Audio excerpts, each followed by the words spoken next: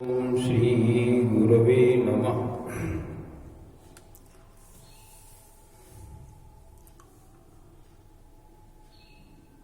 आइए कुछ ज्ञान की चर्चा करें। उससे पहले गुरु वंदना करते हैं।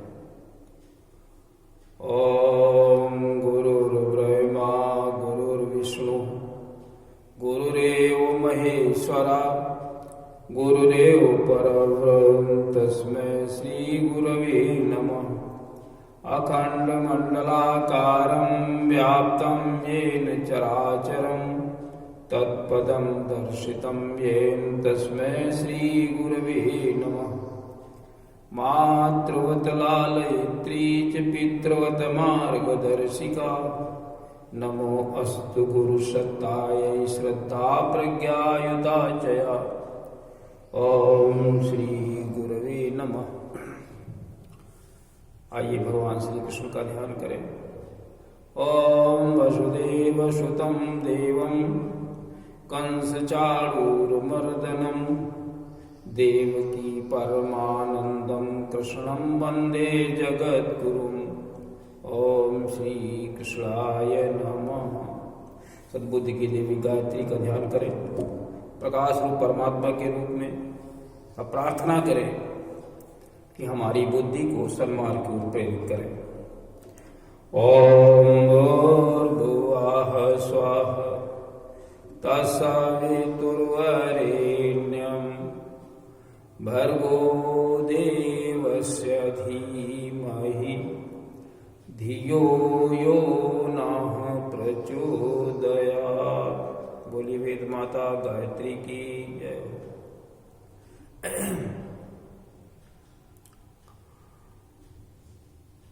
भगवान त्र्यंबकम जी का ध्यान करें प्रकाश रूप परमात्मा के ही रूप में और प्रार्थना करें कि किसी भी व्यक्ति को रोग न लगे, सभी लोग निरोगी हों तथा इस वैश्विक स्तर पर जो बीमारी चल रही है उससे सभी को निजात मिले, सभी लोग उसके प्रकोप से पीड़ित न हो, ऐसी हम प्रार्थना करें। ओम त्र्यंबकं यजामहे सुगंधिं पुष्टिवर्धनम् उर्वारुकमिव बंधनान् मृत्योर्मुक्षीयमामृतात्। बोलिए त्र्यंबकं भगवान की जय हो।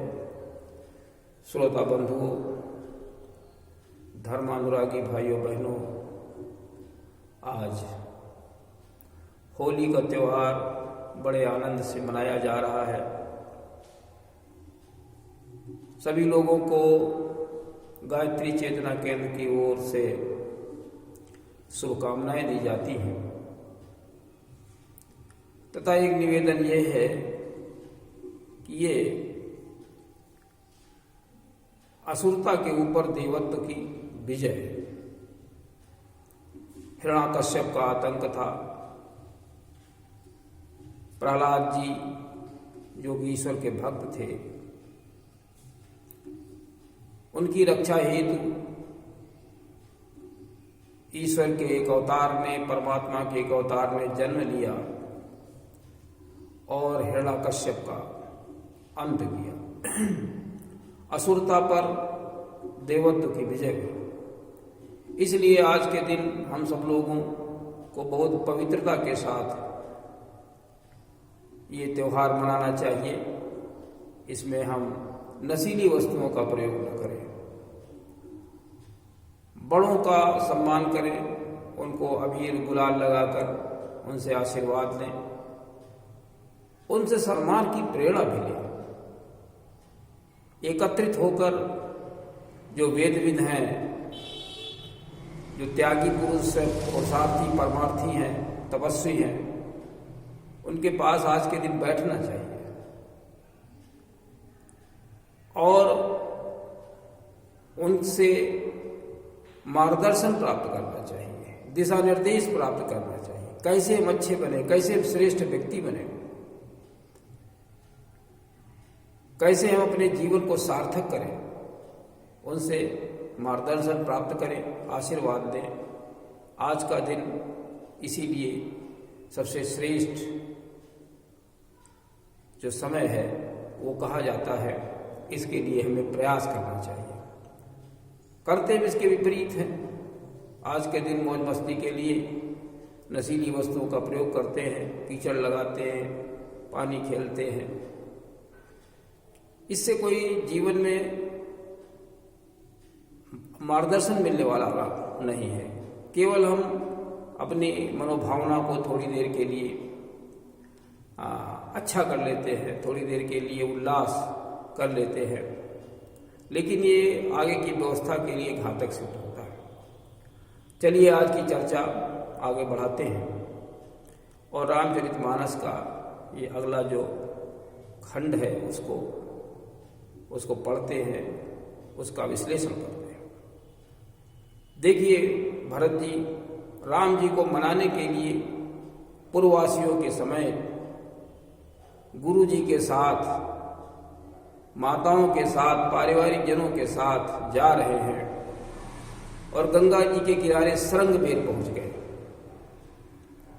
श्रृंगबेर जब पहुंचे हैं तो ये बात निषाद राज को पता चली कि सेना के साथ भरत जी जा रहे हैं राम जी के पास। क्योंकि निषाद राज भगवान का, राम का भक्त था, प्राणों को दे करके भी वो राम की रक्षा करना चाहता था। उसके दिल में एक कपट आ गया कि कहीं ऐसा तो नहीं भरत के हृदय में कुछ खोट है कि राम को वहीं पर जंगल में ही समाप्त कर दें और अकंटक राज्य करें। ऐसा तो नहीं। वो सोच रहा है कि भरत क्यों जा रहे हैं। कहता है, कारण कवन भरत बन जाही, ओ है कछु कपट भाव मन माही। कोई कपट है। फिर ये सोचता विचार करता है कि यदि सारे देवता, वीर, राक्षस और दैत्य, राक्षस सब इकट्ठे हो जाए और राम से युद्ध करें तो उससे जीत नहीं सकते। इतनी बड़ी ताकत राम के पास है। तो फिर ये लोग क्या कर लेंगे जा करके। ये भी सोचता है कि भरत ऐसा कर भी सकते हैं, क्योंकि उसकी मां जो है वो विष की बेल है और उसमें कभी अमृत का फल नहीं लग सकता। जो बुरे लोग हैं उनके बच्चे भी बुरे होते, ऐसा देखा जाता है। अच्छे लोगों के यहाँ अच्छे बच्चे होते हैं। तो विष की बेल में कभी अमृत का फल नहीं लग सकता। ये भी बात वो सोच रहा है।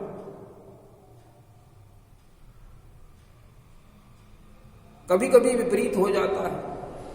जैसे हिरण्याकश्यप के प्रहलाद हो गए। हिरण्याकश्यप का जीवन चरित्र कैसा था, प्रहलाद का कैसा हुआ। ये बड़ी बात है कि खंबे से फाड़ करके नरसिंह भगवान का जन्म हो जाता है, नरसिंह भगवान निकलते हैं। छोटी बात नहीं। कितने बड़े भक्त रहे होंगे, कितना बड़ा भगवान का काम किया होगा एक छोटे से बालक ने, जिसके कहने पर नरसिंह भगवान का जन्म हो जाता है। तो क्या सोचता है वो। कहता है निषाद राज, सकल सुरासुर जुरहि जुझारा, राम ही समर न जीत निहारा। राम को समर में जीत नहीं सकते, चाहे जितने बड़े वीर इकट्ठे हो जाए। सुर असुर कोई जीत नहीं सकता कोई। का आचर जो भरत यस करही, और भरत ऐसा अगर करते हैं तो कोई आश्चर्य की बात नहीं। क्यों आश्चर्य की बात नहीं? इसलिए नहीं कि नहीं विष बेली अमीय फल फरही, क्योंकि विष की बेल कभी अमृत फल नहीं दे सकती। इसलिए अगर ऐसा भरत करते हैं तो कोई आश्चर्य की बात नहीं। लेकिन फिर भी हमें सजग रहना चाहिए, हमें सजग रहना चाहिए। वो अपने जाति के लोगों को सब बुलाता है, इकट्ठा करता है और बताता है कि देखो भरत जा रहे हैं। उनका भाव क्या है ये नहीं पता, लेकिन फौज साथ में है, इसलिए हमें प्रतीत होता है कि राम से युद्ध होगा उनका। ऐसा करो कि सब लोग, हम सब लोग पहले ही लोहा लेंगे और इनको गंगा नदी ही पार न करने दें, तो जाएंगे कैसे राम के पास? सभी लोग तैयार हो जाओ, अगर उसमें मर भी जाते हैं तो कोई हानि की बात नहीं है। राम के कार्य के लिए हम मर जाए अच्छी बात होगी, हमारा राम के भक्त कहे जाएंगे। मर जाएंगे तो राम के साथ रहेंगे, मरने में कोई हानि नहीं है। लेकिन जीते जी अगर भरत युद्ध के लिए जा रहे हैं तो उतरने नहीं देना है।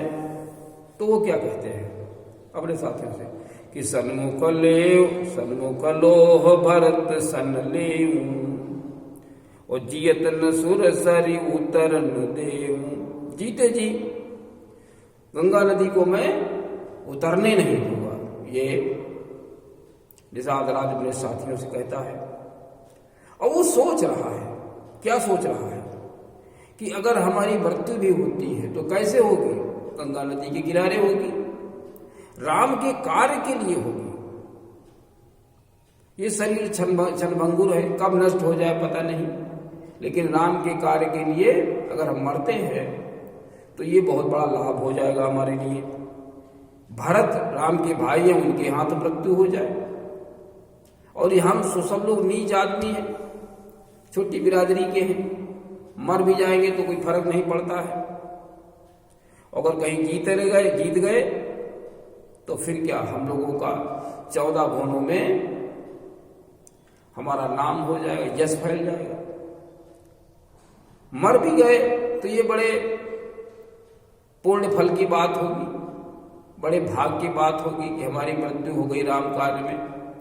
तो वो विवेक पूर्वक उसको एनालाइज कर रहा है, नहीं एनालिसिस कर रहा है। क्या करता है?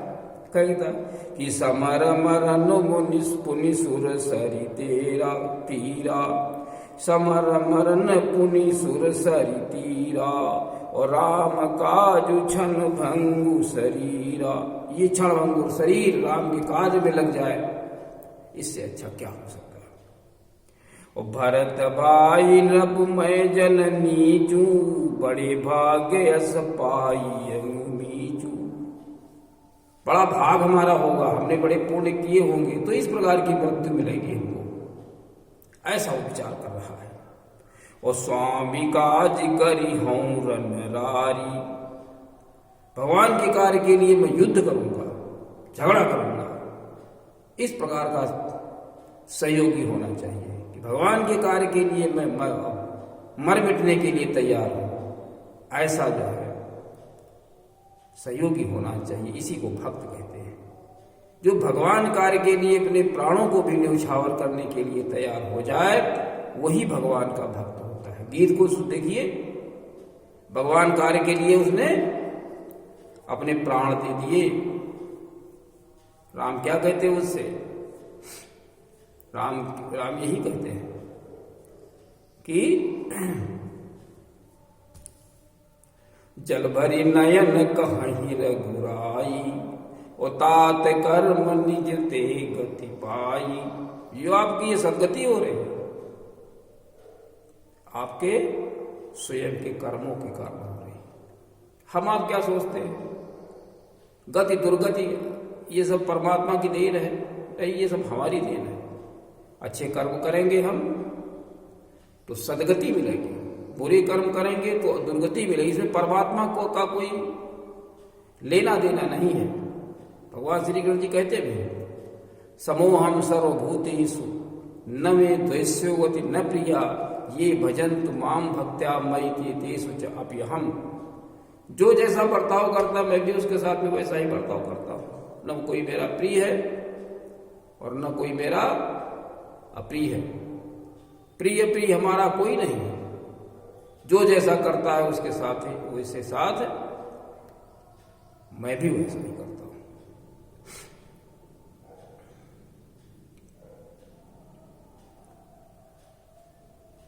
रामचरितमानस में भी कहते हैं कि जो जस करई तो तस फल चाखा।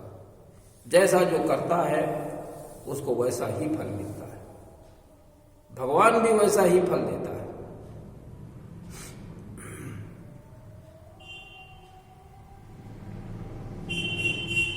एक जगह भगवान राम कहते हैं उत्तरकांड में कि काल रूप तिन कर में भ्राता, शुभ अरय शुभ कर्म फल दाता, अस विचारी जे परम सयाने, और भजहि मोहि संसति दुख जाने।